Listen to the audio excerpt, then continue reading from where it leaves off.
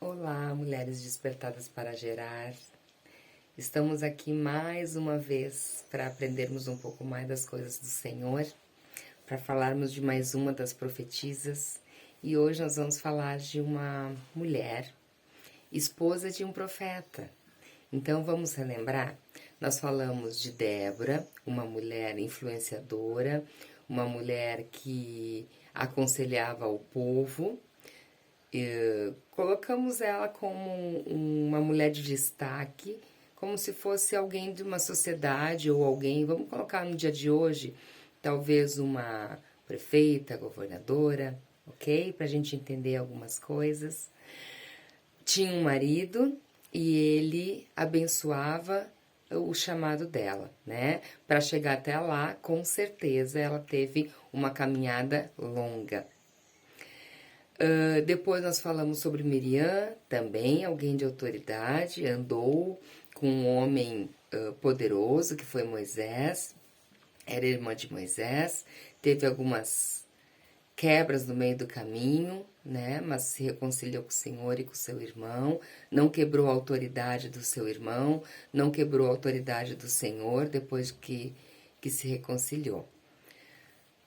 Depois nós falamos de Uda, uma mulher dentro de um vilarejo, mas que também tinha um marido que prestava serviços ao rei, um homem que cuidava da roupa, não era qualquer pessoa, que cuidava do guarda-roupa do rei, tinha uma certa influência, mas ela estava na casa dela, fazendo as coisas dela, com certeza cuidando dos seus filhos, e naquele vilarejo ela tinha uma influência.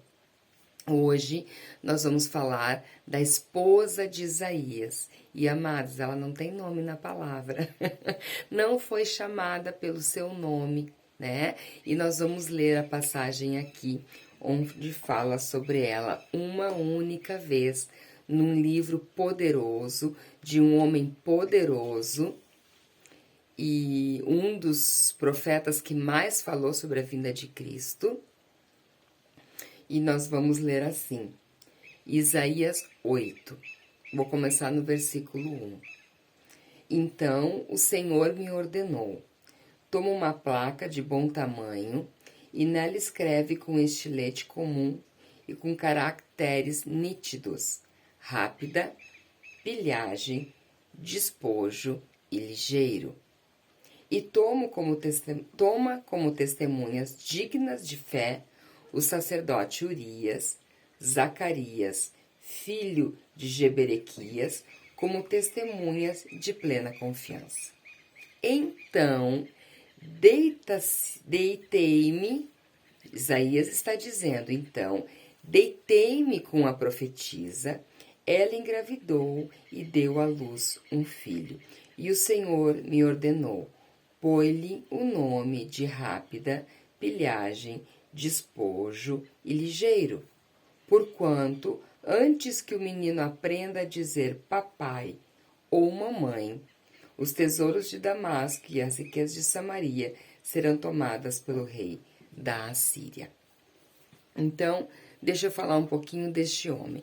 Isaías era filho de príncipe, foi chamado como profeta, novo ainda, e diz a palavra do Senhor, importantíssimo se você pudesse ler, na verdade, todos os livros que nós estamos falando aqui. Isaías teve uma visão e um anjo veio sobre ele com uma brasa ardente para purificar a sua boca naquilo que ele ia falar do Senhor e para purificar a sua mente. A importância de nós entendermos, amadas, o que é purificar, o que é santidade, o que sai da nossa boca, a importância do que sai na nossa boca, a importância do que nós pensamos. A palavra diz que o pecado começa na mente. Então, muita coisa do que nós pensamos não agrada ao Senhor, não leva o Senhor a ter intimidade conosco. Nós não conseguimos chegar na intimidade do Senhor, porque a palavra diz que Ele é santo. A palavra diz que nós temos que ser santos como Jesus foi santo. Então, tudo isso Aqui em Isaías foi de uma extrema importância. O Senhor primeiro purificou ele, para depois poder usá-lo. E então, ele influenciou 5 reis, né? Ele esteve no mandato de 5 reis como profeta. Ele teve papéis importantes em guerras, pregações de arrependimento. Ele falou sobre um momento de muita perda, por isso o nome do filho dele, com esses nomes, né? Rápida, pilhagem, despojo e ligeiro. Despojo quer dizer, vão tirar de você aquilo que você tem. Pilhagem é a mesma coisa. E rápido e ligeiro, que isso aconteceria de uma maneira muito rápida. E depois diz que antes que o filho deles começasse a falar, isso tudo já estaria acontecendo. Então foi um nome profético. E logo depois ele começa a falar da vinda do Messias, ele começa a falar do Redentor, de Jesus, né? A passagem mais conhecida de Isaías está em Isaías 9,6, que diz assim: porque um menino nos nasceu, um filho se nos deu, o governo está sobre os seus ombros, e o seu nome será maravilhoso, conselheiro, Deus forte, Pai da eternidade, príncipe da paz. Esse é o nosso Jesus. E o que eu quero falar para você hoje? Que mulher, amada, que mulher aceitaria colocar um nome desses no seu filho? Que mulher conseguiria conviver com um homem que está tendo um chamado duro, difícil, fora do contexto onde estão, porque estão num contexto de... vamos colocar nos dias de hoje, né? De alguém que não crê em Cristo, de alguém que está em pecado, prostituição, mentira, drogadição,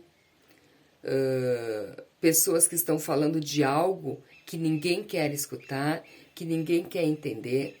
E assim estava Isaías e a sua esposa. E ele chama a esposa dele de profetisa. E se ele chama, porque ele diz, deitei-me com a profetisa. E se ele chama a esposa dele de profetisa, é porque ele a respeitava como profetisa. É porque ela tinha esse chamado como dele. E porque ela entendia o que ele estava passando.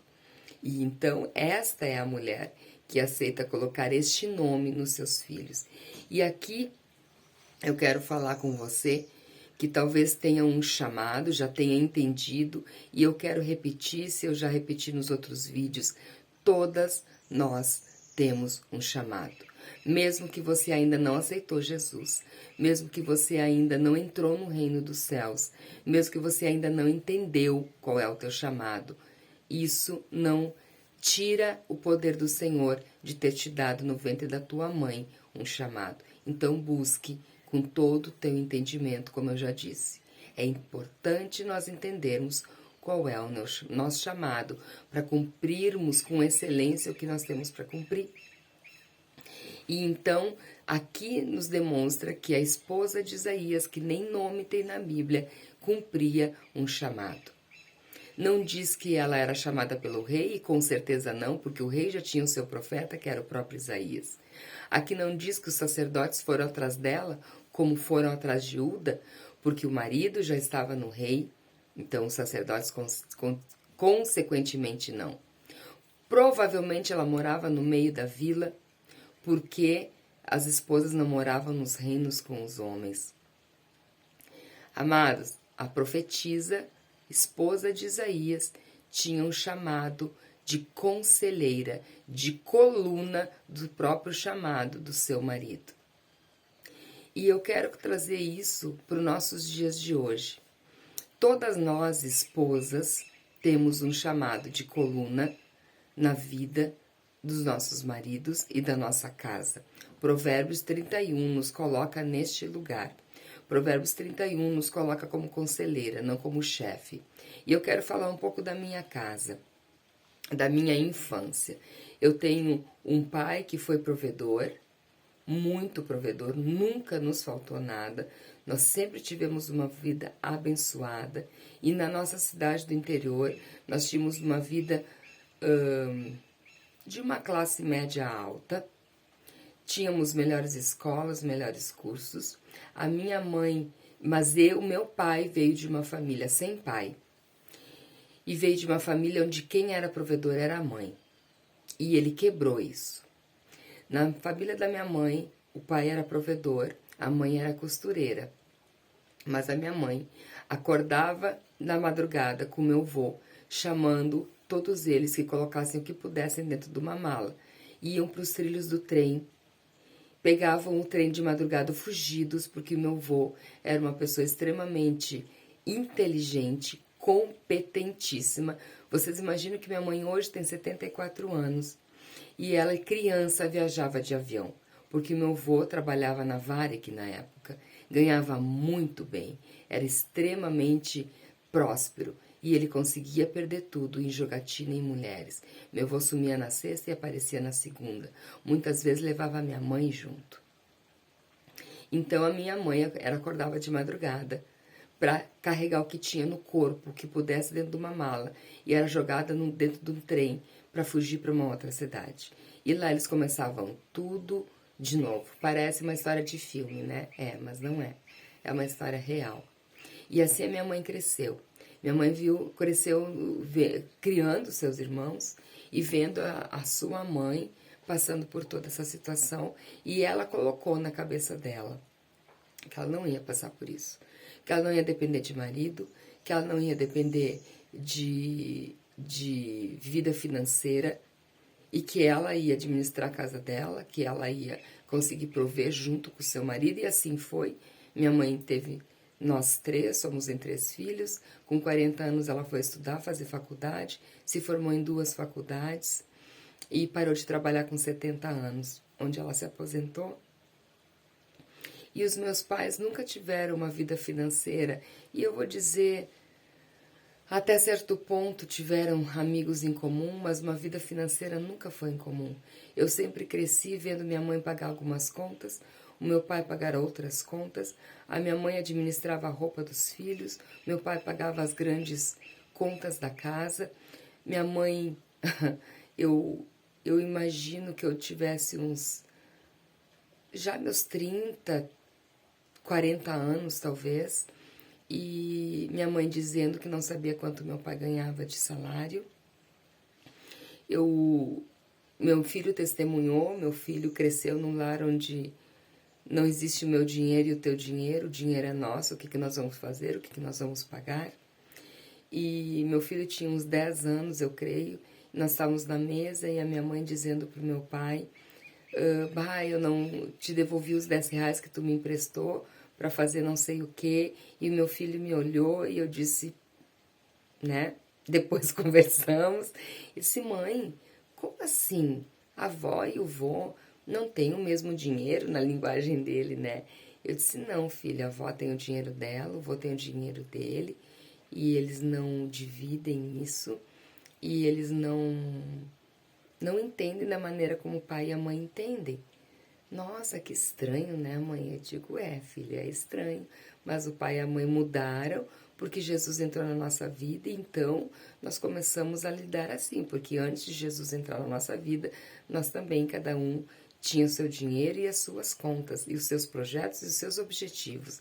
Nós só mudamos a nossa vida de comunhão, nós só começamos a sermos eu e o meu marido, amadas, quando Jesus entrou. Ali nós começamos a ter os mesmos sonhos, mesmos projetos, mesma visão. E ali Deus começou a me colocar como conselheira e coluna numa transformação, porque eu me converti já com 30 anos, 28, 30 anos, e eu precisei ser refeita pelo Senhor, a minha mente e o meu coração. E então, o que eu quero falar com você hoje? Se o teu marido é cristão, amada, se o teu marido já é de Jesus, busque no Senhor o teu lugar dentro da tua casa, com respeito, com honra. Não faça como eu, muitas vezes, na ignorância, falava mal do meu marido, brigava com meu marido porque ele não era o que eu pensava que ele tinha que ser, que ele não fazia o que eu achava que ele tinha que ser. E Deus foi mudando a minha mente e o meu coração, para entender que aquilo era desonra, para entender que aquilo não era respeito.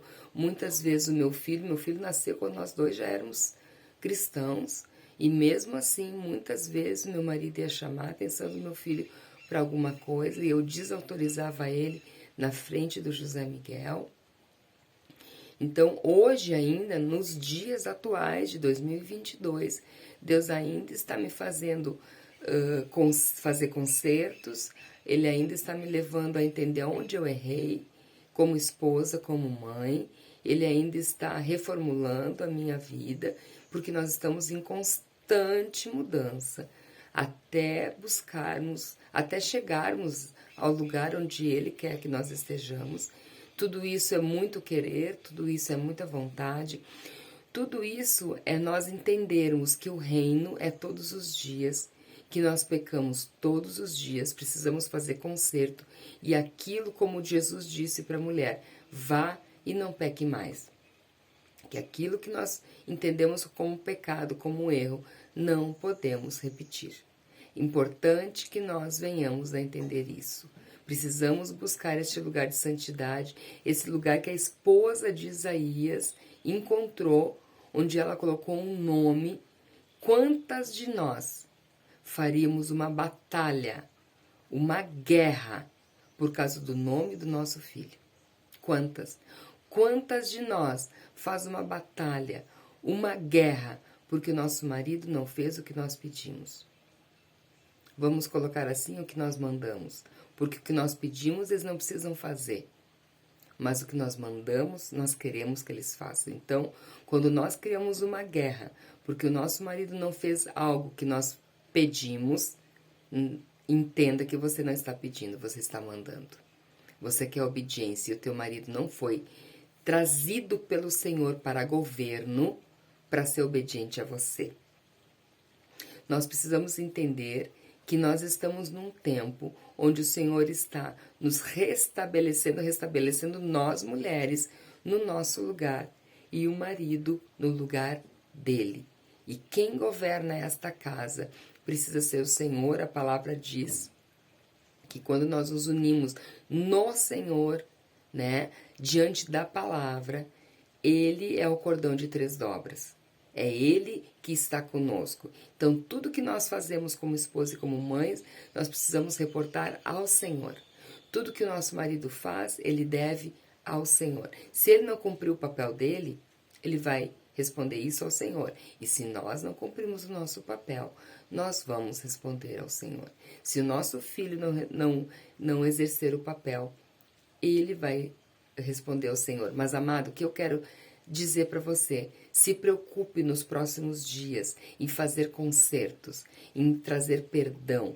Se preocupe nos próximos dias em saber, Senhor, o que eu preciso acertar e consertar na minha vida, para que a minha casa cumpra a tua promessa de servir ao Senhor. Se você não tem marido, faça esse conserto, esse perdão com os teus filhos, mas eles já são grandes, não interessa. O Senhor tem amor, zelo, querer pela tua casa. E Ele quer este conserto. Ele quer essa transformação. Ele anseia por fazer sobre você e a tua casa o que Ele já projetou, o que Ele já tem pronto, o que Ele já tem preparado no reino dos céus. Se esforce, amada, se esforce, não seja fruto de preguiça, não seja fruto de, eu já sou assim, não vou mudar, não seja fruto de um coração endurecido. Deixa o Senhor te transformar, deixa o Senhor te mudar e te moldar, desça a casa do oleiro, como fala o profeta Jeremias. Desça a casa do oleiro e este barro será transformado. Amém? Em nome de Jesus, eu te abençoo.